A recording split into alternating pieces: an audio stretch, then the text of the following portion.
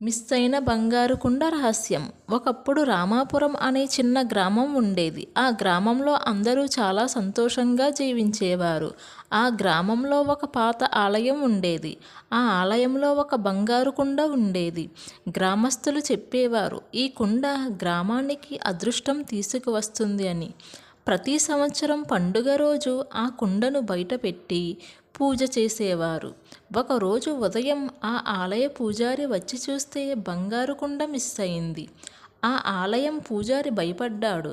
వెంటనే గ్రామస్తులందరికీ పిలిచారు. బంగారు కుండ కనిపించడం లేదు అని అన్నాడు.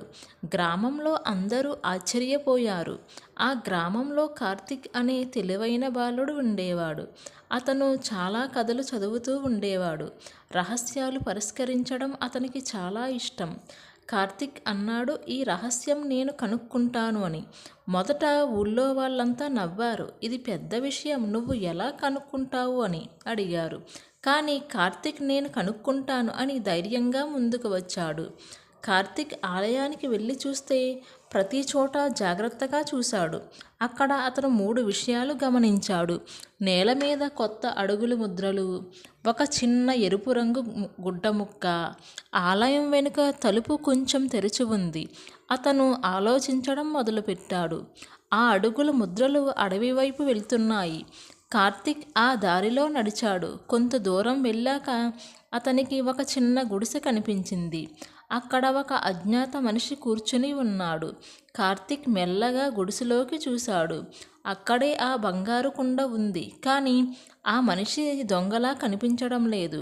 అతను చాలా బాధగా కనిపించాడు. కార్తిక్ అతనిని ఈ విధంగా అడిగాడు, మీరు ఈ కుండ ఎందుకు తీసుకున్నారు అని. ఆ మనిషి చెప్పాడు, నేను దొంగను కాదు. మా గ్రామం చాలా పేదది, అందుకే ఈ కుండ అమ్మి డబ్బు తెచ్చుకోవాలి అని అనుకున్నాను. కార్తిక్ కాసేపు ఆలోచించాడు. అతను అన్నాడు, దొంగతనం చేస్తే సమస్యలు ఇంకా పెరుగుతాయి అని. నేను గ్రామంలో మాట్లాడతాను అని కార్తిక్ గ్రామానికి వెళ్ళి నిజం చెప్పాడు. మొదట కొంతమంది కోపంగా ఉన్నారు. కానీ చివరికి గ్రామ పెద్ద అన్నాడు, మనం అందరం కలిసి ఆ పేద గ్రామానికి సహాయం చేద్దాం అని. అందరూ డబ్బు, ఆహారం ఇచ్చారు. ఆ మనిషి చాలా కృతజ్ఞతతో బంగారు కుండను తిరిగి ఇచ్చాడు. ఈ రోజు నుండి రామాపురం గ్రామం పేరు దయగల గ్రామం. కానీ కార్తిక్ అందరూ ప్రశంసించారు. గ్రామ పెద్ద అన్నాడు, తెలివి మాత్రమే కాదు, మంచి మనసు కూడా గొప్పది. సమస్యను కోపంతో కాదు, తెలివితో మరియు దయతో పరిష్కరించాలి.